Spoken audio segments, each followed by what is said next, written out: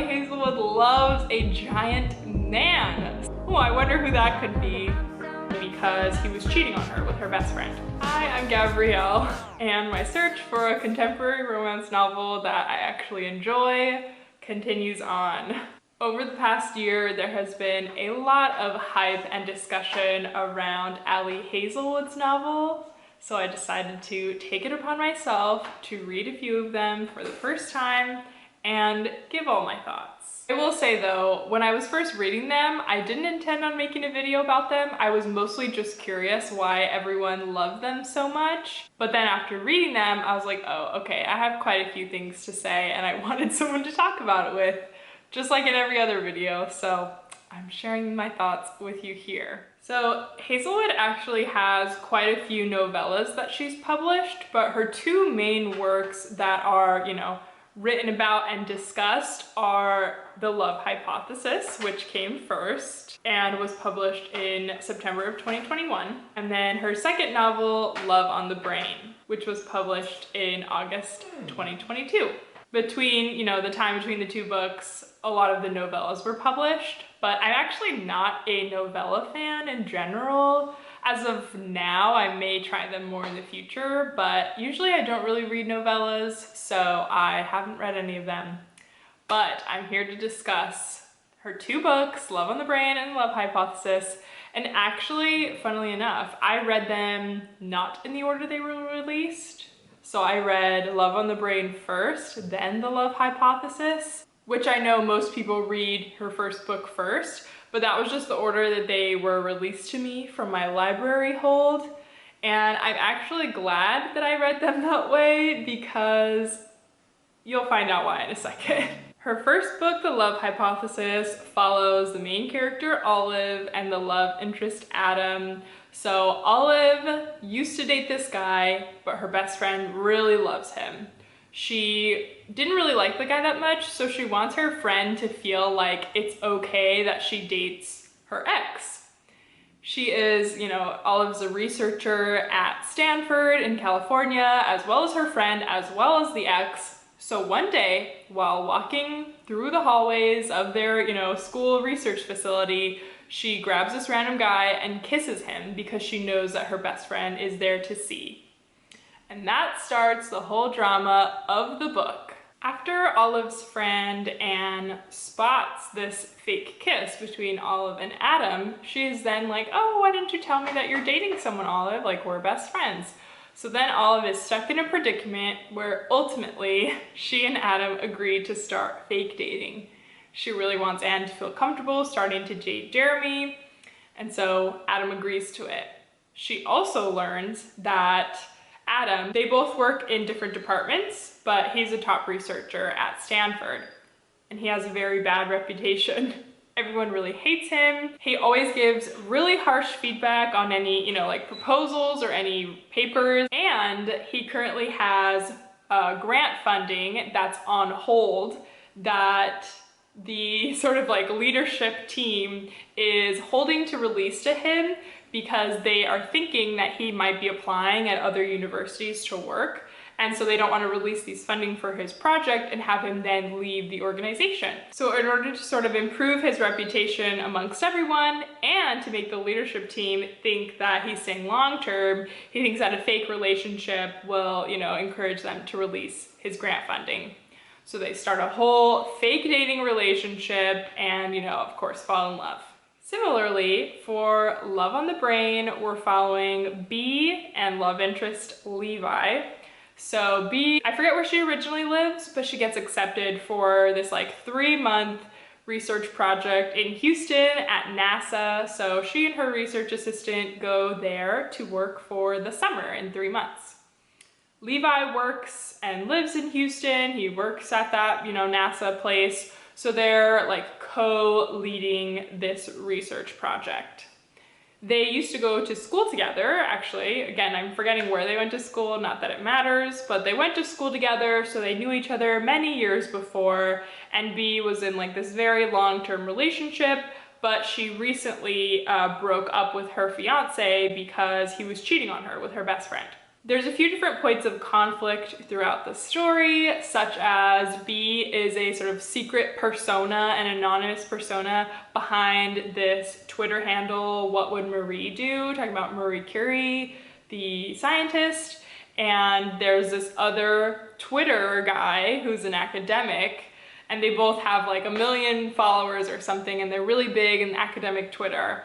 And so she, is behind that Twitter, and at one point there's a conflict where like she loses control of her account and someone's posting that this Marie Curie Twitter is secretly like against academics and is trying to earn money from these other academic organizations to slight her followers and all that. So her followers turn against her.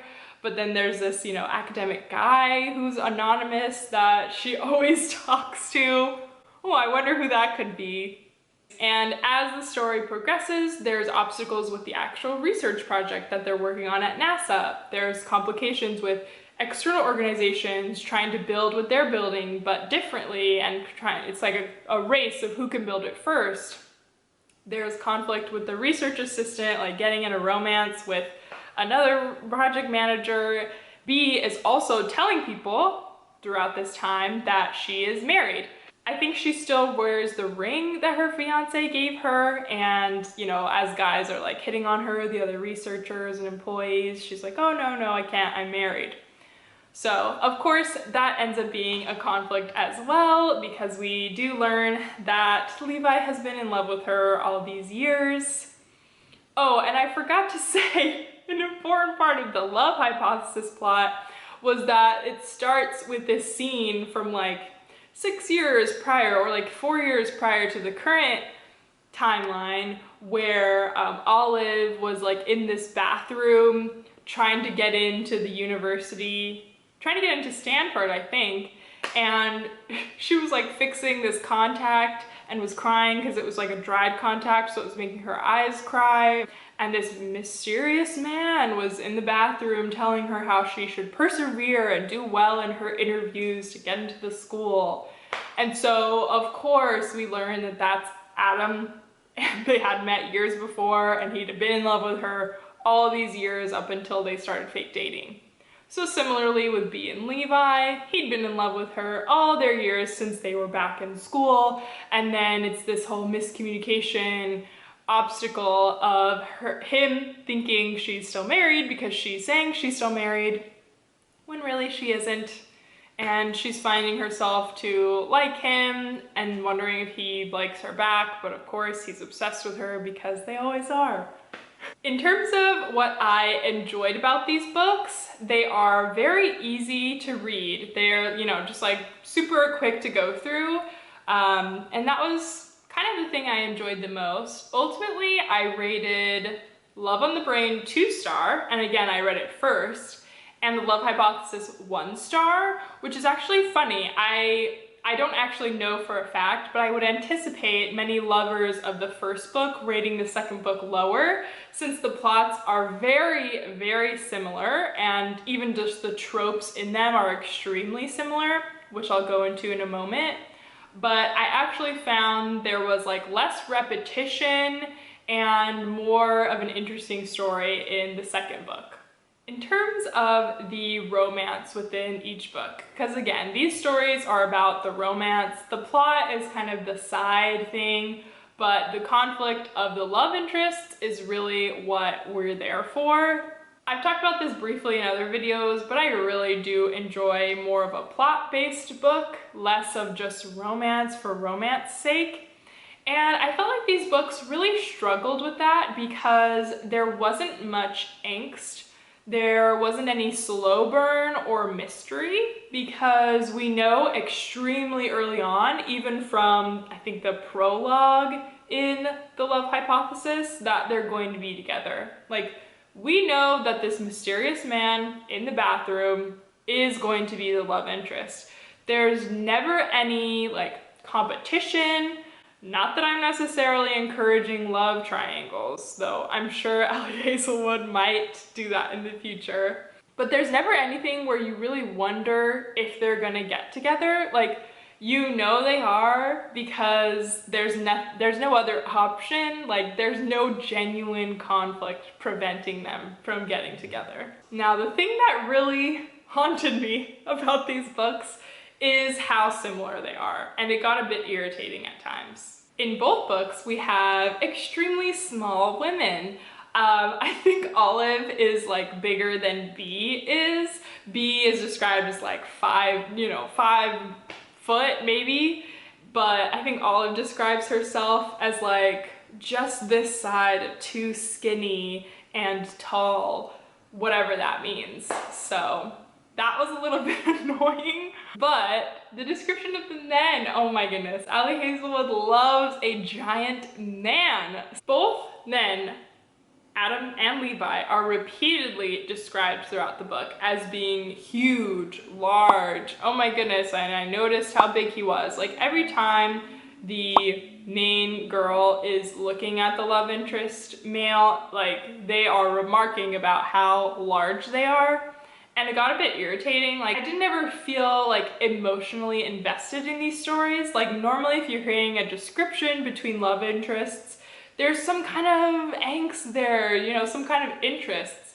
But I just like felt nothing when I was reading these, and that was kind of a big part of the problem. I have found since reading these that it seems like Ali Hazelwood really just likes to write a certain trope, and I guess there's not anything wrong with that, but then it gets you into this tricky situation where everything is very similar and nothing can really be that memorable because it's all just the same.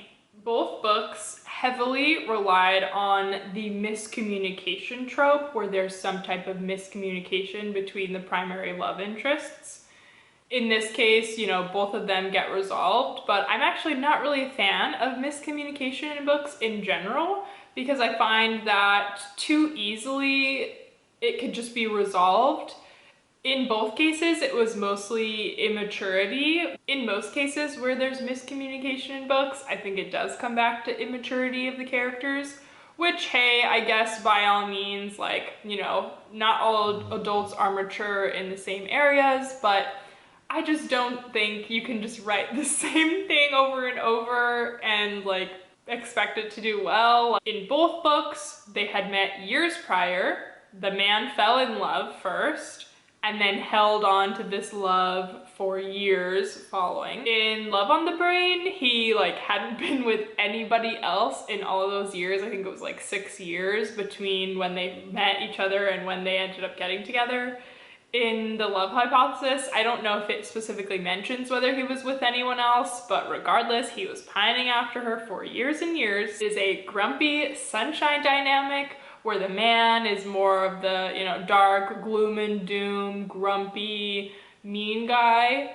And then the girl is this bright sunshine, like super, you know, pixie girl. And in both books, towards the end, there's this like fight scene of sorts where he either like defends his honor and or professes his love for her. Both books also, interestingly, mention family in similar ways.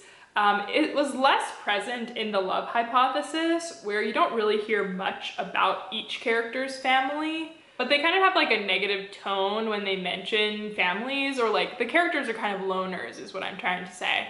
And then in the second book, Love on the Brain, their family is present on the page at one point. We see Levi's family, but they're also very much loners. B has a twin sister, but her parents died when they were young, and Levi's family is like ashamed of him being this really good researcher because they're all involved in the military and they think he should have been in the military. So he doesn't get on with them at all. They always bring up how disappointed they are in him anytime they see him.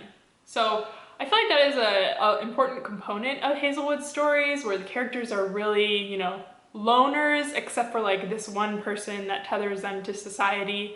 In B's case, it was her twin sister. In Olive's case, it's Anne, and the guys are grumpy loners. There are more points about the book that kind of bothered me, such as a lot of like repetitive descriptions that were noticeable. Again, I wasn't reading these like to talk about how I disliked them, but as I was reading, I noticed a lot of this repetition. In The Love Hypothesis, there was a lot of repetition around the descriptive words, just this side of, and they were very close together in page numbers. I read it on my Kindle, so I, highlighted when I noted it, and looking back, I think they were only like a few pages apart, but Hazelwood kept using descriptive words, just this side of too cold, just this side of skinny, just this side of, and it was kind of like annoying. I'm like, just say what it is, like just say which side it is if you're gonna say that. All in all, I could see why people would enjoy these books. Again, it was a very easy read, so you just like fly through them and then it's just a little boost of serotonin. I also think that the timing of when these were written is getting more and more pressing. Ali Hazelwood, she has a PhD, I believe in neuroscience, so this is her field. But I have noticed, I think that the field of science is getting, less and less dominated by men. I work with a lot of researchers myself, and I work with a lot of women. And in academia in general, there are more and more women. If you look at the classes of current graduate researchers at a lot of these top universities, such as Stanford, there are a lot of women there. Obviously, that hasn't been the case historically. So I'm not saying it's not good that Hazelwood is like writing these stories about how women are discriminated against, because that is a very prominent message that she has in her books. So again, I'm not saying that doesn't happen. I'm just saying that if she is going to write these stories from women talking about how they're like the only woman in this lab and she's surrounded by men and the men are, talking about how she's the only girl, which is present in both stories, I think it is more timely that she writes them now, because soon that won't really be the case, which is a good thing. And so maybe that'll encourage her to write something else. But Hazelwood is currently scheduled to release 2 books this year in 2023, one titled Love Theoretically, one titled Check and Mate. And from the description of Love Theoretically, it looks like we're getting a 3rd in the series of miscommunication Grumpy Sunshine books. From the description of the book, it follows the main character Elsie, who's this top researcher, but on the side, to earn extra money, she offers herself as like a fake girlfriend. And of course, there's this other researcher who's grumpy and her nemesis, and it says he's the broody older brother of one of her top clients or something, and he's like standing in the way of this work promotion that she has. So if you read these books, let me know your thoughts. Again, I understand if people like them, but those were just some things that really stood out to me. Thanks for tuning in while I ramble. Sorry if I got a little carried away there, but like this video, subscribe if you're inclined. I really enjoy ranting all about the books that I read. But yeah, thanks for being here. I'll see you in another video very soon.